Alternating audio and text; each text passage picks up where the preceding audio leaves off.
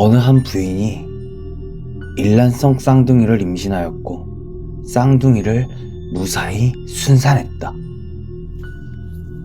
이 쌍둥이는 너무나도 똑같이 생겨서 엄마가 봐도 누가 누구인지 구분하기 힘들 정도였다.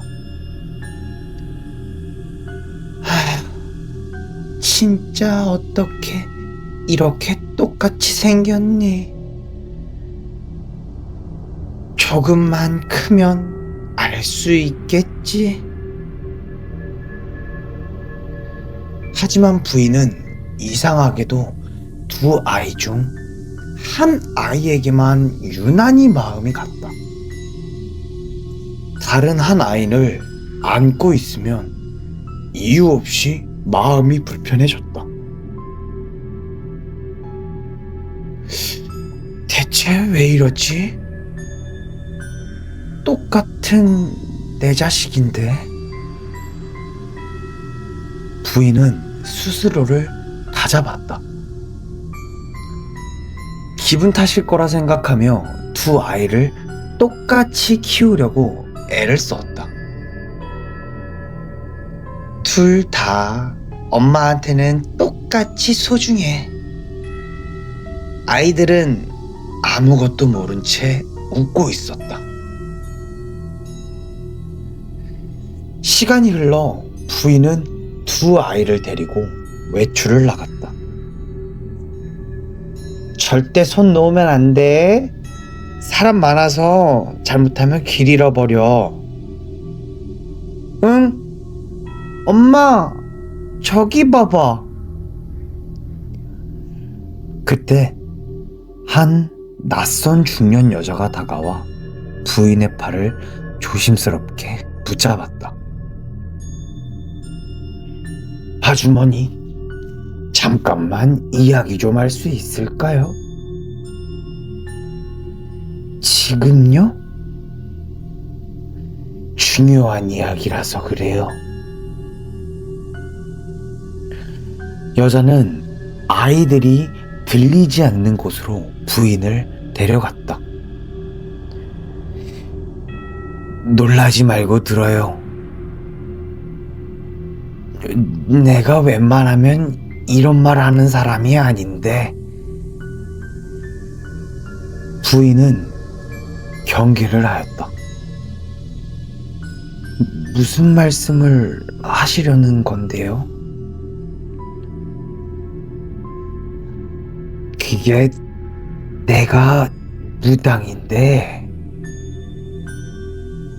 여자는 자신을 무당이라고 소개하며 앞으로 큰 일이 있을 수 있다고 말하였다.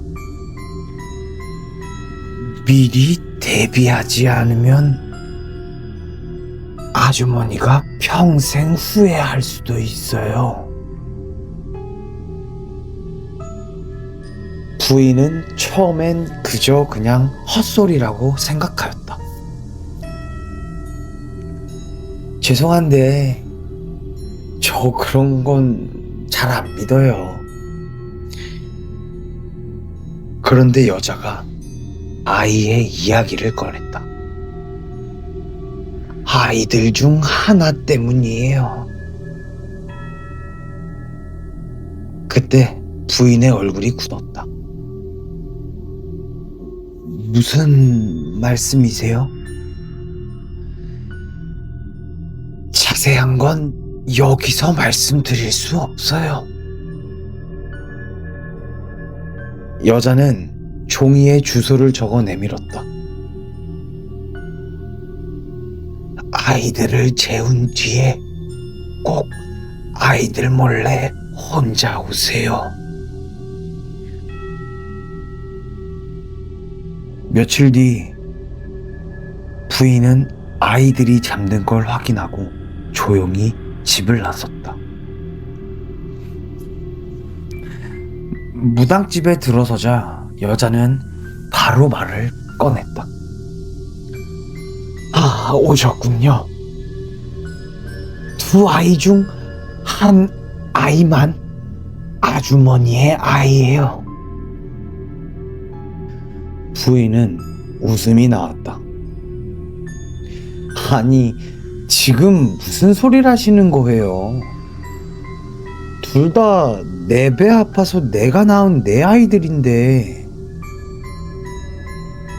하지만 여자는 침착했다. 한 아이는 원한을 품고 태어난 존재예요. 말도 안 돼요. 그런데 이상하지 않으셨어요? 여자는 부인의 눈을 똑바로 보며 말하였다. 한 아이는 안으면 편안하고 다른 아이는 이유 없이 불편하지 않으세요? 부인은 아무 말도 하지 못했다. 그 아이는 곧 다른 아이를 해칠 겁니다. 부인의 손이 떨렸다. 그럼 혹시 방법은 있을까요? 무당은 잠시 말을 고른 뒤 말하였다. 밖에 나갈 땐 마음이 가는 아이에게는 노란 옷을, 불편한 아이에게는 빨간 옷을 입히세요. 그러면 애구는 그 아이가 대신 받을 겁니다. 집으로 돌아오는 길, 부인은 계속 같은 생각만 하였다. 정말 그래야 하는 걸까? 며칠 뒤 부인은 두 아이에게 옷을 꺼내주었다. 오늘은 서로 다른 옷을 입자. 왜? 엄마도 헷갈려서 그래. 자, 우리 여기 수혁이는 노란 옷, 수환이는 빨간 옷. 그렇게 부인은 아이들에게 옷을 건네주었다. 그리고 다음날 세 사람은 외출을 하게 되었다. 세 사람이 길을 걷던 중 갑자기 차 한 대가 인도 쪽으로 돌진하였다. 빨간색을 옷을 입고 있던 아이는 그 자리에서 바로 즉사하였고, 부인은 울부짖었지만 마음 한켠엔 안도감이 자리 잡고 있었다. 그러나 부인과의 만남 이후 부인을 따라다녔던 무당은 사건 현장에서 차마 눈을 돌릴 수가 없었다. 아이의 뒤에서 머리가 산발인 여자가 아이를 밀고 있었기 때문이었다. 그리고 빨간 옷을 입은 아이는 수환이가 아닌 수혁이라는 것을 알고 있었다. 이게 대체 어떻게 된 일이냐면, 사실 그날 아침 아이들은 서로 옷을 바꿔 입었다. 오늘 너가 이거 입을래? 그래? 하루쯤은 괜찮겠지. 엄마로 한번 속여보자. 부인은 그 사실을 전혀 알지 못했다. 그리고 끝끝내 알지 못하였다. 부인은 아무것도 모르고 사랑스러워했던 자식의 장례를 치렀다. 그리고 남은 자식을 훌륭하게 키우기 위해 애를 썼다. 모든 것이 다 끝났다고 생각한 부인의 눈엔 지금 남은 자식이 그저 사랑스러울 뿐이었다.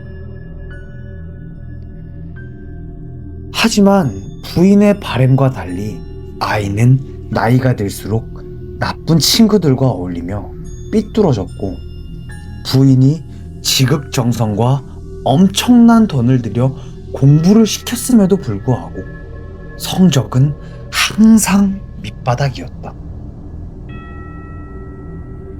결국 아이는 대학에도 가지 못하고 백수가 되어 열등감에 빠져 살다가 돌이킬 수 없는 사건을 저지르게 되었다.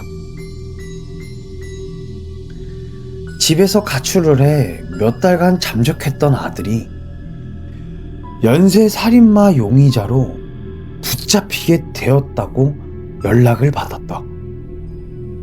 그리고 그 아이가 사형 선고를 받게 되었다는 소식을 전해 들었다. 워낙 유래를 찾아볼 수 없을 정도로 참혹하고 엽기적인 데다가 그 희생자도 많았던 연쇄 사건이었던지라 모든 가족들은 언론과 유족들을 피해 뿔뿔이 흩어지게 되었다. 형 집행 전 부인은 마지막으로 자식의 면회를 갔다. 엄마한테 할 말 없니? 아들은 잠시 부인을 보더니 아무 말 없이 부인이 여태까지 아들에게서 볼 수 없었던 미소만 짓고 있었다. 그리고 아들이 입을 열게 되었다. 어머니, 이제야 공평해졌네요.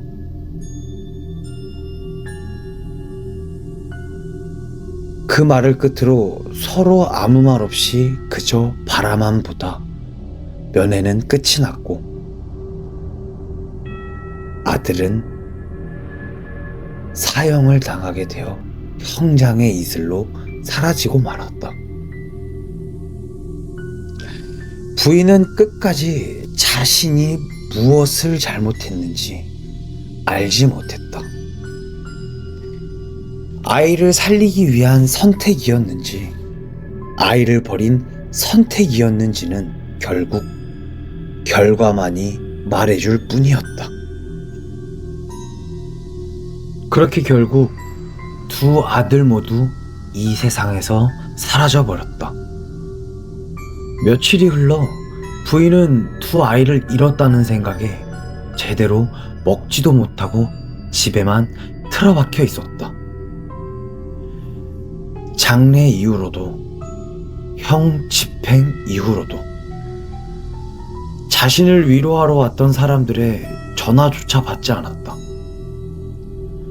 그리고 부인은 밤마다 차가 들이받던 순간, 그리고 끔찍한 사건의 범인이 되어 사형 선고를 받아 형 집행을 받기 전 마지막 면회를 갔던 순간까지 아이들이 죽던 날들을 떠올렸다.